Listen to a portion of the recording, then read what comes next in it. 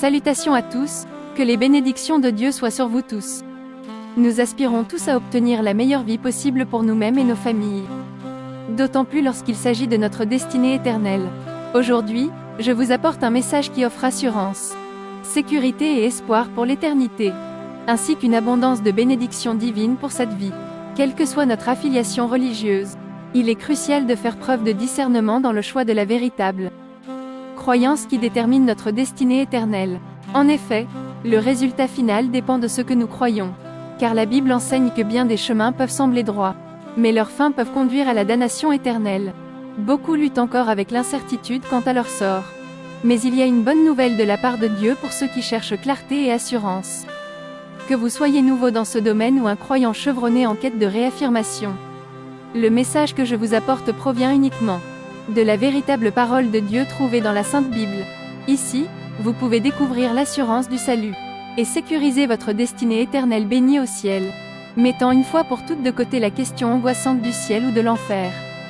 Les enseignements de la Sainte Bible proviennent de Dieu par révélation, non par spéculation, méditations humaines ou autres influences, ce qui les rend entièrement dignes de confiance, pour nous conduire en toute sécurité et avec certitude au ciel, notre demeure éternelle bénie. La Bible souligne l'importance de choisir le ciel et de sécuriser notre destinée éternelle dès maintenant.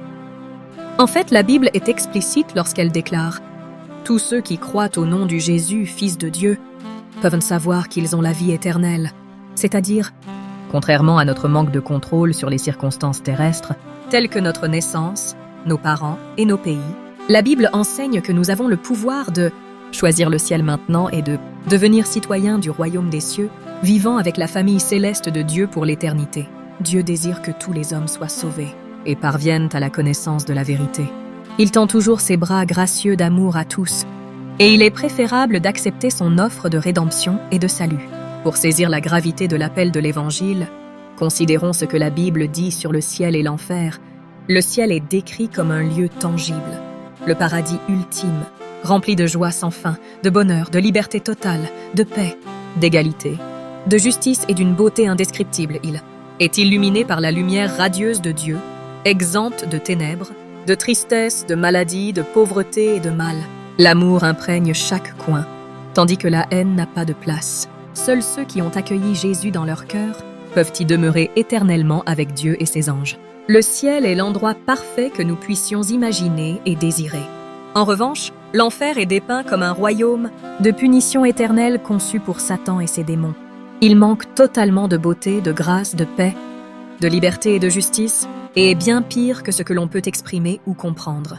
Il incarne la souffrance, le tourment et le désespoir dans un abîme de feu.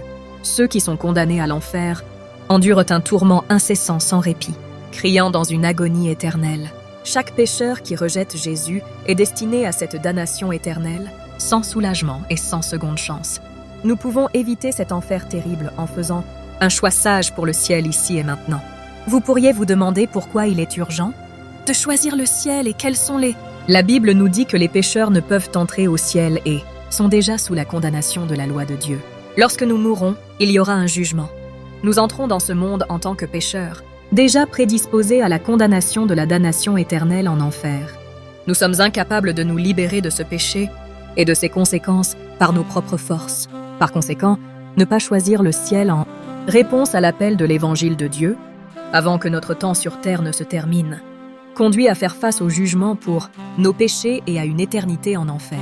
Beaucoup de gens rejettent le concept de péché et de punition éternelle en enfer.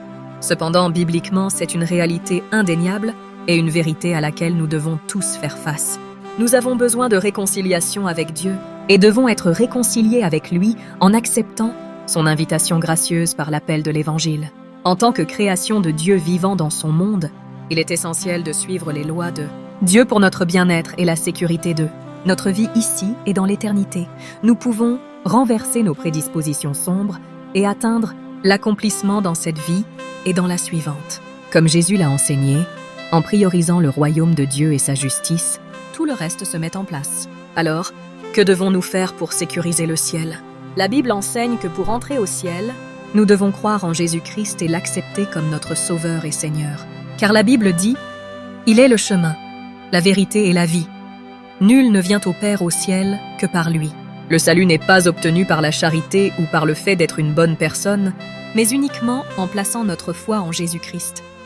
Car Dieu a tant aimé le monde qu'il a envoyé son Fils unique, afin que quiconque croit en lui soit sauvé. Jésus est venu dans la chair et a montré sa divinité, et son messianisme à travers ses enseignements célestes, des signes et des merveilles de miracles puissants, et finalement, son tombeau vide. Jésus est mort d'une mort sacrificielle sur la croix pour nos péchés. En ressuscitant des morts, il a vaincu le péché et la mort, nous offrant le salut et la vie éternelle. Tous ces faits montrent que Jésus est bien celui qu'il dit être, fournissant tout ce dont un pécheur a besoin pour obtenir la vie, et la vie en abondance, tant au ciel que sur terre. En essence, Jésus est l'évangile de Dieu pour le monde. Et la Bible assure que celui qui a le Fils a la vie éternelle. Celui qui n'a pas le Fils de Dieu n'a pas la vie éternelle. Cela signifie qu'en l'acceptant comme notre Seigneur et Sauveur personnel, nous recevons le don du salut et l'assurance du ciel. Le moment de décider est maintenant. Votre foi, exprimée par la croyance dans votre cœur, et la confession de votre bouche est la clé. Si vous croyez que Jésus est le Sauveur, vous pouvez choisir le ciel dès maintenant. Voici une prière pour vous guider dans cette décision. Note: veuillez prier sincèrement à haute voix en indiquant votre nom complet entre parenthèses. Dieu, moi, suis un pécheur. Je me repens d'avoir vécu dans le péché et une vie sans toi. Mais maintenant, je reviens à toi pour vivre une nouvelle vie qui t'honore. Et je veux être au ciel pour passer l'éternité avec toi. Ayez pitié de moi. Pardonne mes fautes et mes péchés, et purifie mon cœur. Je crois maintenant en Jésus-Christ, qui est mort sur la croix pour mes péchés et ressuscité d'entre les morts pour me racheter et me sauver de la damnation éternelle en enfer. J'invite Jésus-Christ à entrer dans mon cœur et ma vie comme mon Seigneur et Sauveur. Aide-moi, Dieu, à t'aimer et à te servir de tout mon cœur et guide-moi. Moi pour continuer à marcher vers le ciel. Protège-moi des tentations mauvaises jusqu'à ce que j'entre au ciel. Merci pour ton don gracieux de salut par ton Fils Jésus-Christ. Amen. Félicitations pour cette renaissance spirituelle significative. Aujourd'hui marque la première étape de votre voyage vers le ciel. Selon la Bible, vous êtes maintenant un membre précieux de la famille de Dieu, pardonné de vos péchés et considéré comme juste à cause de Jésus vivant en vous. Bien que des défis puissent survenir, souvenez-vous que le ciel vous attend avec impatience. Continuez à marcher dans la foi en faisant confiance à la guidance de Dieu. Alors que vous continuez ce nouveau voyage de foi, voici quelques étapes essentielles à suivre. Faites de la lecture régulière de la Bible une habitude. La parole de Dieu nourrit notre esprit et nous aide à grandir dans la foi, tout comme la nourriture physique nourrit notre corps. Rejoignez une église basée sur la Bible pour la communion et la croissance spirituelle. Une église offre une communauté de croyants qui peut renforcer votre foi. Cultivez une vie de prière en communiquant avec Dieu le Père. La prière est comme la respiration spirituelle, essentielle pour maintenir une vie spirituelle saine. Aimez Dieu de tout votre cœur et aimez les autres comme vous-même. C'est votre exercice spirituel contribuant à une vie chrétienne saine. Ces pratiques sont vitales pour la santé spirituelle. Elles vous soutiendront dans votre voyage vers le ciel et conduiront à une vie épanouissante ici sur terre. Souvenez-vous, la Bible nous dit que si le Fils, Jésus-Christ, vous libère, vous êtes vraiment libre de l'esclavage du péché et de l'enfer. En acceptant Jésus comme votre Sauveur, vous êtes maintenant une nouvelle création, car les choses anciennes sont passées. Vous avez été transformé en une nouvelle personne. Pardonné et avez reçu la vie éternelle au ciel, tout cela grâce à Jésus, et non par vos propres mérites. Il ne peut y avoir de retour en arrière, car la Bible nous exhorte à travailler à notre propre salut avec crainte et tremblement. De plus, il est écrit « Mais celui qui persévérera jusqu'à la fin sera sauvé ». Eh bien, ce sera une bonne chose de commencer à assister à un service religieux ce dimanche. Que Dieu vous bénisse abondamment, vous et votre famille.